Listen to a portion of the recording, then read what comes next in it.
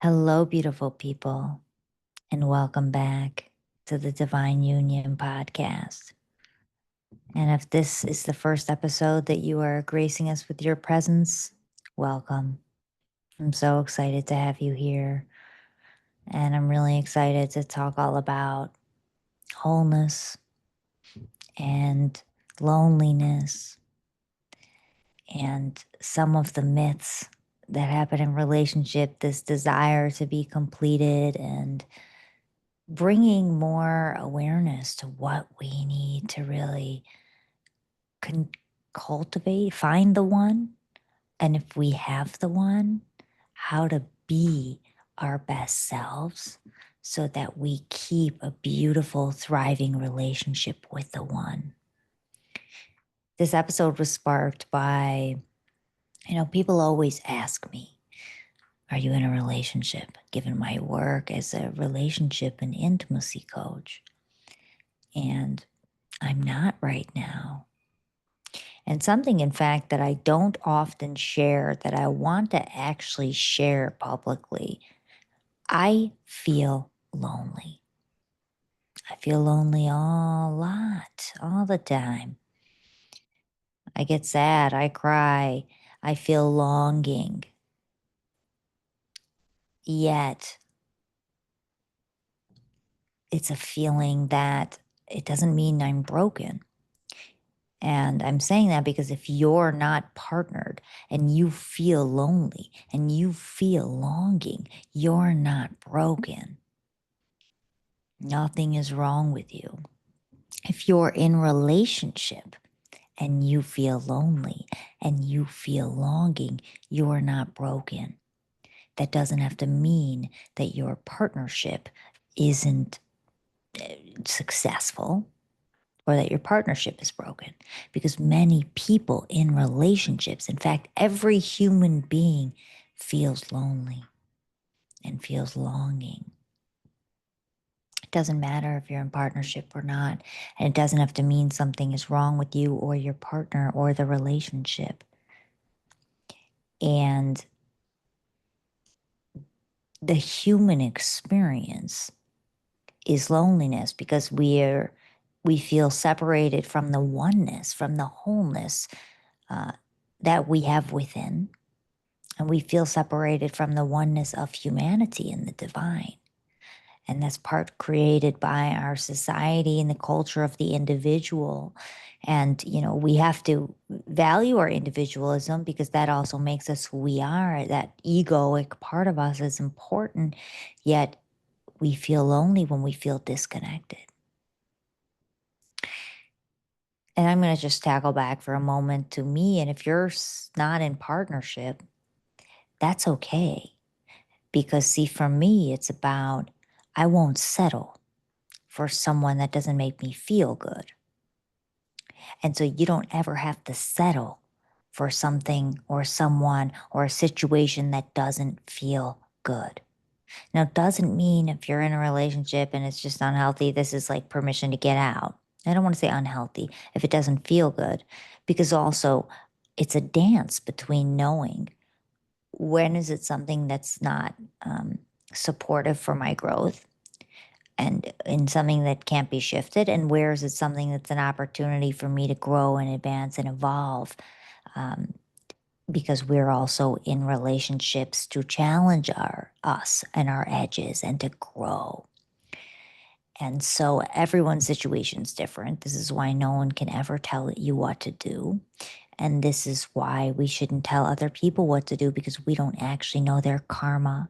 We don't know their dharma. We don't know their lives. We don't know what people feel inside. And it's about how you feel. But the key to this loneliness, whether you're coupled or not, comes back to self. It's an opportunity to deepen the connection to self through presence. I felt disconnected from myself lately. I've been so busy working and networking and a lot of external connection, but I haven't been nourishing my inner landscape, particularly my identity as a sensual being and a sexual being. And this is important for us as human beings to nurture the sexual components and sensual components of our being aside from partner. And we do this through self pleasure.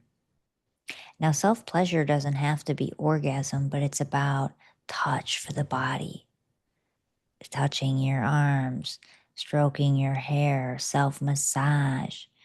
Even if it's self pleasure without the goal of orgasm, but I'm going to touch my body, my sacred yoni, my sacred lingam, my thighs, my bum, my breast, my belly, my back, and my face, my hair, my head. And I'm going to just bring pleasure to the body through touch, self soothe the body through touch, and give myself also time to do what makes you feel good, what makes you feel sexy as a sensual being. So maybe it's sensual movement, slow movement, and dance. Maybe it's looking in the mirror at yourself and gazing at the mirror in yourself, at yourself, dancing in front of the mirror. Maybe it's working out. Maybe it's affirming self. Maybe it's meditation at the park. But it's having those sacred moments that drop in with self, like, and give self love so that we feel whole, so that we feel nourished inside.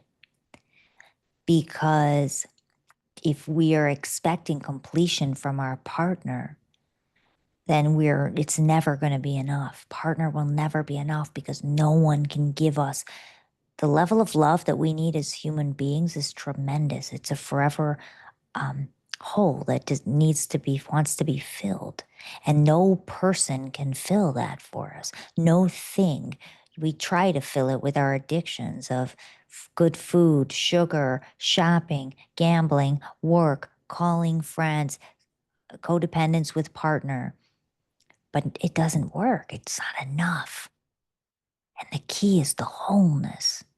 And this is why I'm passionate about the wholeness and also our masculine and feminine energies and healing about those energies, because at a deeper level, if we don't heal them, then we're expecting the masculine or the feminine to fill those roles. And the self-love, the self-pleasure, it's like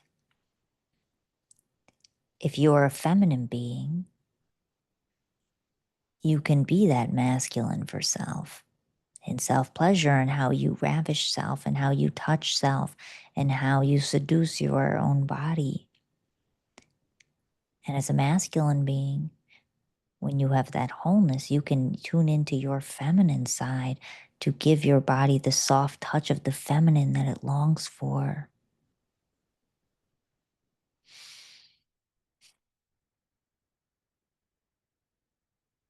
And it's so interesting, this human experience, this polarity of, I had a beautiful self-pleasure experience, orgasm followed by a cry, deep cry, and without having to make it mean anything, but I feel it's this polarity of this heightened state of bliss and oneness and connection with the divine, followed by this deep state of longing and loneliness to feel that again when it's over.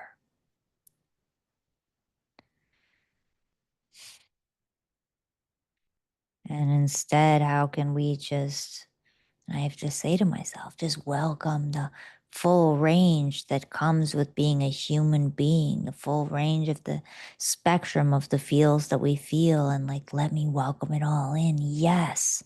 Yes, God, thank you for this pain I feel, for this longing I feel, so that I can appreciate the moments, so that I can go back and have gratitude and think about every single lover in my life who I had the pleasure of sharing intimacy with.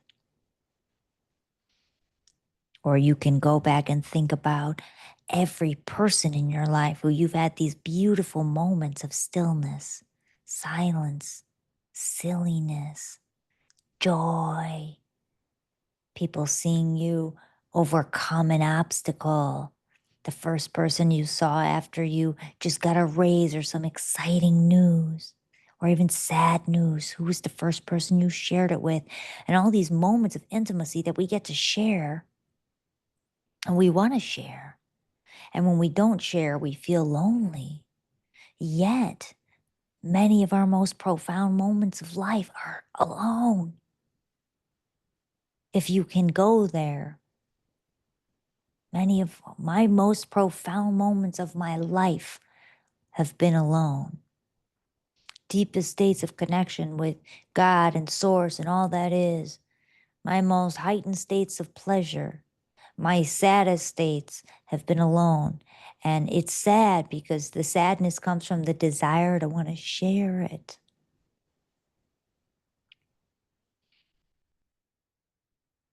And it's just knowing that that's part of being human. So, for us to be the best partners that we can be, or to prepare yourself for sacred union, or if you're in relationship, to be that partner that is filled with love and devotion, that partner that commands love and devotion. It's to give that to self.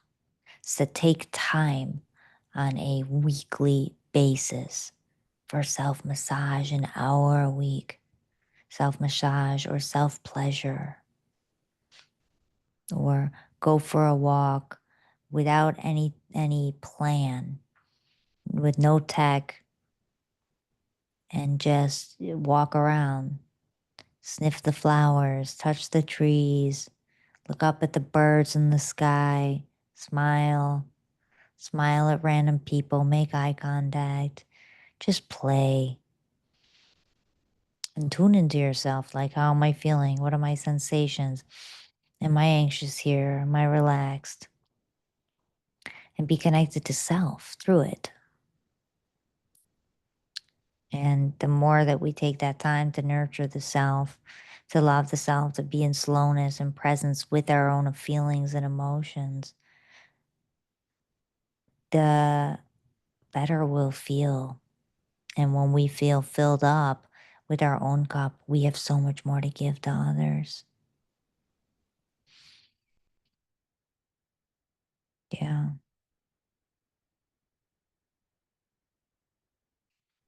And that feeling of incompleteness always comes, even if you're solo now and maybe you feel really good. And then perhaps you're partnered down the road, and then you wonder why you go back into codependent patterns. This is part of the game, this is part of life.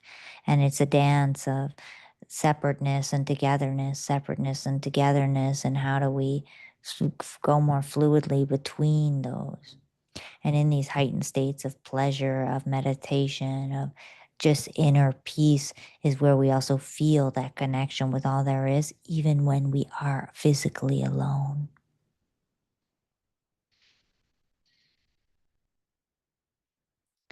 Thank you so much, beautiful people, for joining me for this week's episode of Divine Union. It's been such a pleasure.